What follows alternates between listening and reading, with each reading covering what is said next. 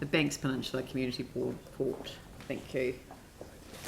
So I just thank Tyrone for getting on his bike and getting down here in next to no time. So literally and metaphorically. So you've got the report in front of you there, and I'm just wanting to pick up a few highlights from it. The first one on the list is we've got the Little River traffic and parking. Now this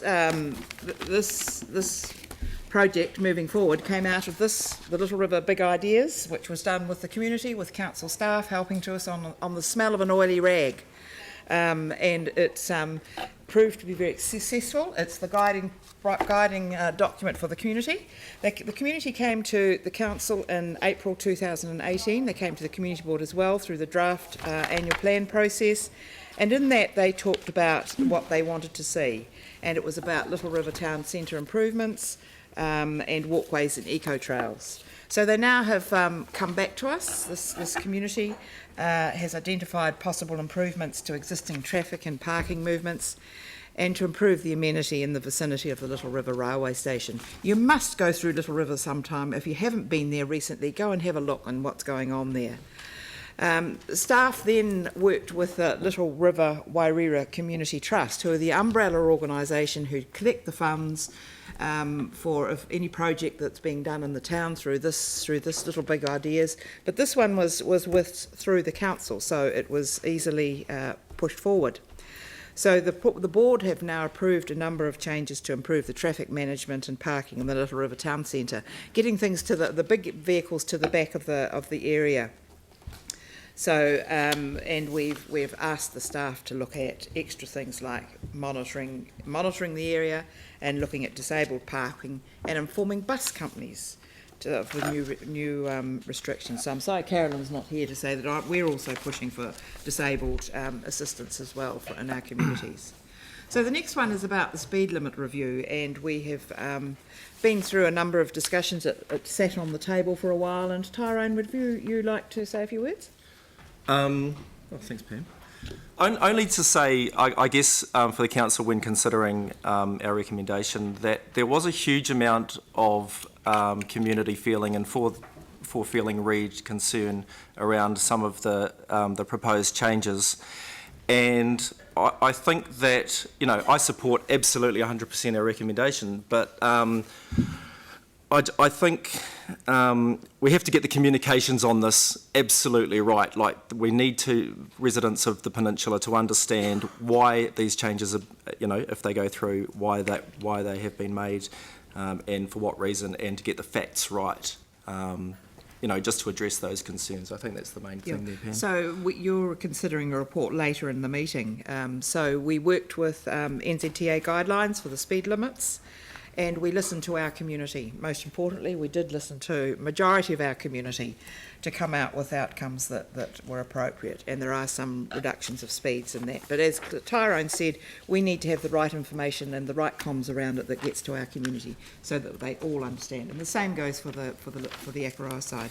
So the last one there that I want to talk about are the cruise ships. And it's we are in a change where this is our last year of where we have a large number of cruisers coming to and tourists coming to Akaroa, and that is time that now, and Littleton has time to plan for and manage the coming cruise ship season to Littleton. So there have been some discussions around that. And Tyrone, did you want to say something about Littleton and what we... Well, I think with the cruise ships coming into Akaroa, it's engendered some organic business responses, if you like. So, for example, there are touts waiting at the end of the wharf in Akaroa, honest people making an honest livelihood. And I think that when the cruise ships move from Akaroa to Littleton, we really need to think about, what's going to happen to those people. It's not just about, the big companies. There are actually small operators who are doing good work and providing variety and choice for a lot of the passengers that come off the ships. So when things do move to Littleton, it's really important that we remember the little guy who does that kind of thing. So to that end, we had the Littleton, the board and the Littleton Information Centre had a conversation with the community to hear about how they can best prepare for when the cruise ships come back again.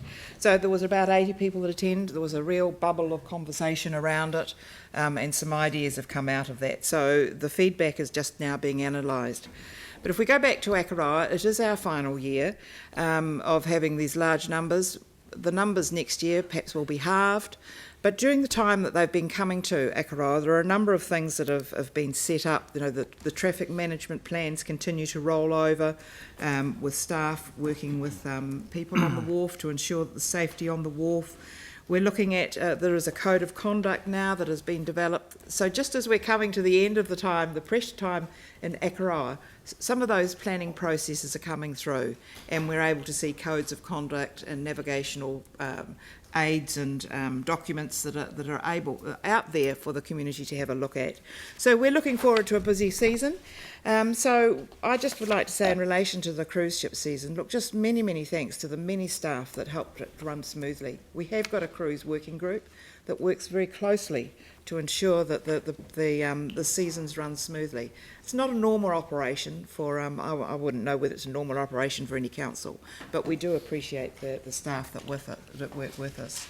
So seeing this is my last report that comes to council, I just want to acknowledge our fine team of people that support us, our governance team and our staff that work around us.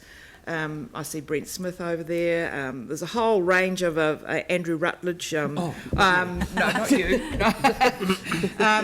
Staff that have worked with us over the years, and we do really appreciate. Oh, John Fulsell, yes, we do appreciate that fine work that you've actually supported our community board in over the last 12 months. It's been an amazing time. So. And thank you, councillors. I've enjoyed the opportunity of, haven't we? We've enjoyed the opportunity of coming to sit across the table. Yes. What a wonderful bunch they are. They are, yes. And so say all of us. And you're not so bad yourself. So, thank you. Look, I know that, and I'm not going to steal Andrew's thunder because he's had the privilege of actually sitting alongside you, I think for the full 12 years. I'm not sure, maybe the 9 of the 12. But I did personally want to thank you for everything that you've done. You're an outstanding leader, community leader. And I've said to colleagues before, I'll never forget the day you came to Global Women, who held a sort of a post-earthquake event for women to stand up and talk about their experiences post the earthquakes. And I remember you standing up with your whistle and how you command attention, and obviously out in the rural sector, that has been important. You've gained the trust of your community. You're trusted around the community board table, and you're trusted here. And you've really been magnificent and in every sense of the word. So thank you very much for what you have done. We don't actually recognise enough the hard work that leaders like yourself do. So thank you very much. And I know you've acknowledged everyone else, but a good team leader is actually a good leader is actually somebody who's very inclusive of others. So, and you are definitely that. So, Andrew, I'm going to let you move the resolution, but I think you might like to add a few words. I would indeed. And before I do that, I can just give, I'll come to that in just one moment. Before I do that, I can just give a very quick additional bit of information regarding the cruise ship work. The Littleton Information Centre will be having their board meeting this evening.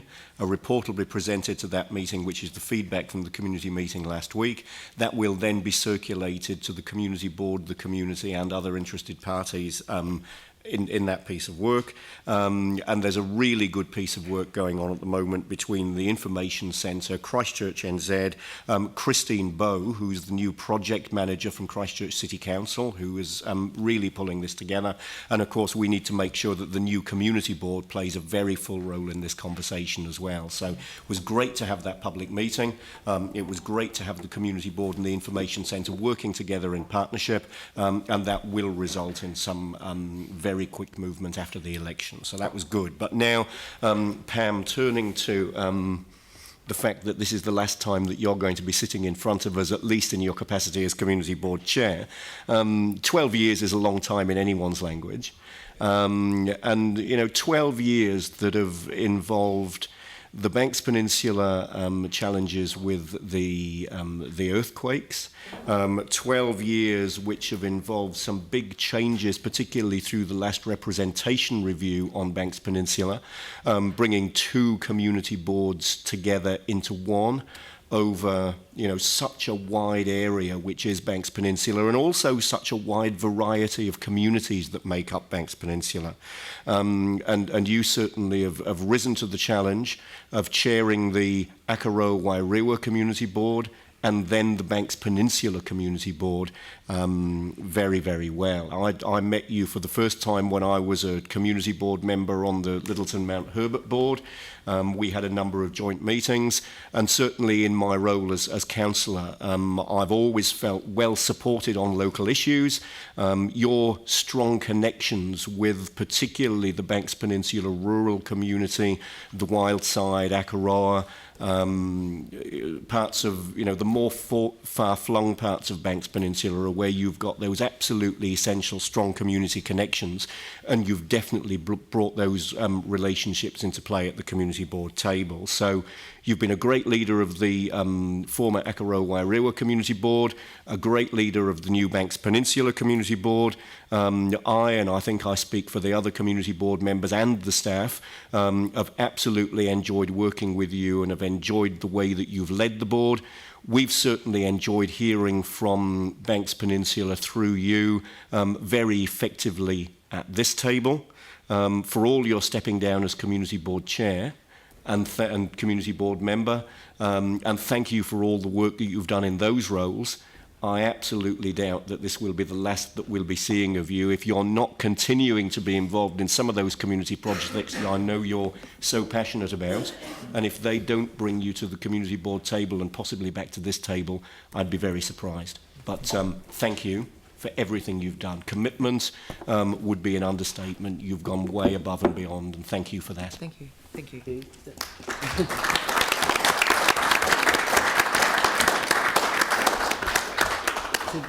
So that's been moved, seconded by Phil Clearwater. So I'll put that motion. All those in favour say aye. Those opposed say no. That's carried. Thank you.